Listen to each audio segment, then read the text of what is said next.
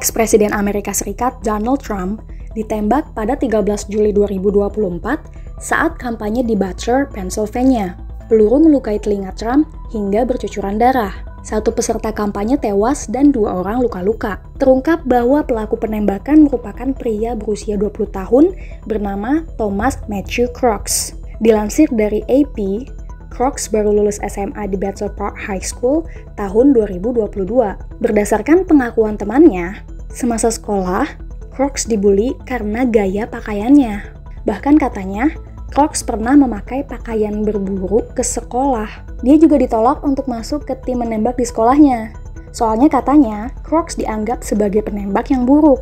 Crooks memang dikenal sebagai anak yang pendiam dan suka menyendiri. Katanya dia suka main game sama komputer. Teman-teman dan konselornya mengatakan kalau Crooks ini anak yang cerdas dan sopan. Sampai saat ini belum diketahui pasti motif penembakan itu.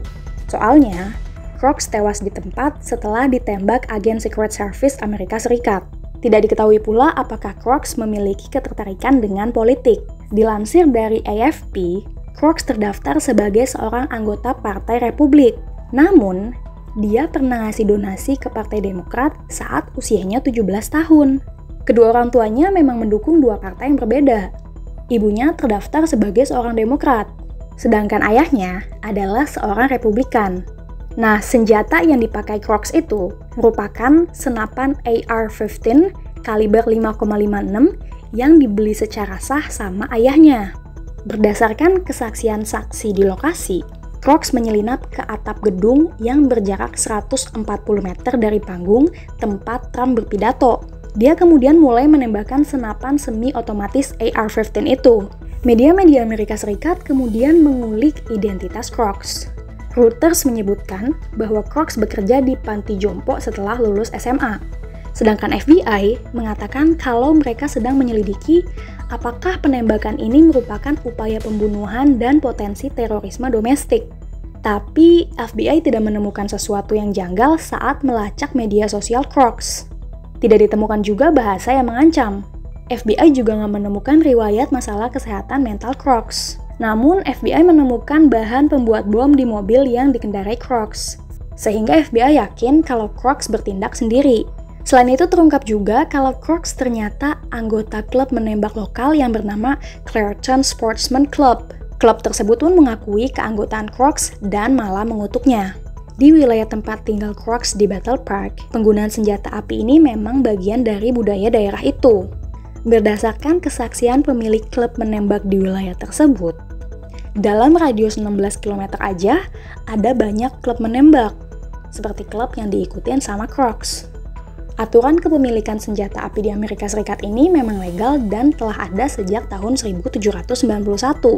Membeli dan memiliki senjata api udah lama diizinin. Tapi, aturannya bervariasi antara pemerintah federal dan negara bagian. Di beberapa negara bagian, peraturannya lebih longgar. Misalnya di Nevada, seseorang bahkan nggak perlu melaporkan kepemilikan senjata apinya. Walaupun kepemilikan senjata api di Amerika Serikat legal, tapi pemerintahnya tetap melakukan pembatasan kepemilikan. Berdasarkan Undang-Undang Pengendalian Senjata tahun 1968, individu yang dilarang memiliki senjata api meliputi 1. Narapidana yang pernah dihukum lebih dari 1 tahun. 2. Pelaku kejahatan yang menjadi buron. 3. Pengguna zat terlarang. 4. Orang dengan keterbelakangan mental atau yang telah berobat ke institusi kesehatan mental. 5. Orang asing yang masuk ke Amerika secara ilegal. 6. Orang yang diberhentikan dari angkatan bersenjata dengan tidak hormat. 7. Orang yang menanggalkan kewarganegaraan Amerika. 8. Orang yang dalam perintah pengadilan untuk menahan diri dari melecehkan, menguntit, atau mengancam pasangan dan anaknya. 9. Orang yang dihukum karena kekerasan rumah tangga.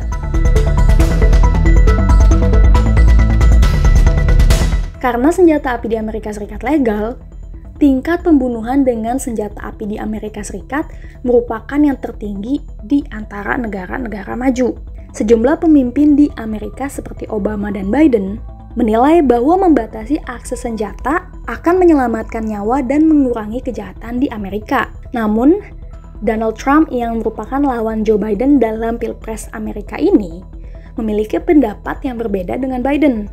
Pada Februari 2024, saat kampanye di Pennsylvania, Trump berjanji kalau dia terpilih kembali, dia bakal membatalkan semua pembatasan penggunaan senjata yang diterapkan sama Biden. Trump ingin mendapatkan suara dari pemilik senjata yang konservatif. Dia bilang kayak gini, tidak ada yang akan menyentuh senjata api Anda. Dengan pede dia mengatakan kalau selama ini tuh dirinya baik-baik aja. Gak pernah ada yang berupaya menembaknya. Kayak gini katanya nih, selama 4 tahun saya tidak terjadi apa-apa, dan ada tekanan besar kepada saya karena berkaitan dengan senjata. Kami tidak melakukan apapun, kami tidak menyerah. Namun pada 13 Juli 2024, Trump ditembak saat kampanye di Pennsylvania. Pasca ditembak, Trump langsung dievakuasi dan diberikan tindakan medis. Tim kampanyenya mengatakan kalau Trump baik-baik saja. Dalam cuitannya, Trump mengaku tak tahu jika pelaku penembakan telah tewas. Namun, dia berterima kasih sama aparat dan agen Secret Service yang merespon cepat penembakan itu. Trump juga mengucapkan belasungkawa kepada keluarga korban yang meninggal. Katanya kayak gini, saya tertembak peluru yang menembus bagian atas telinga kanan saya. Saya langsung tahu ada yang tidak beres karena saya mendengar suara mendesing, tembakan, dan langsung merasakan peluru menembus kulit. Banyak pendarahan yang terjadi, jadi saya menyadari apa yang terjadi.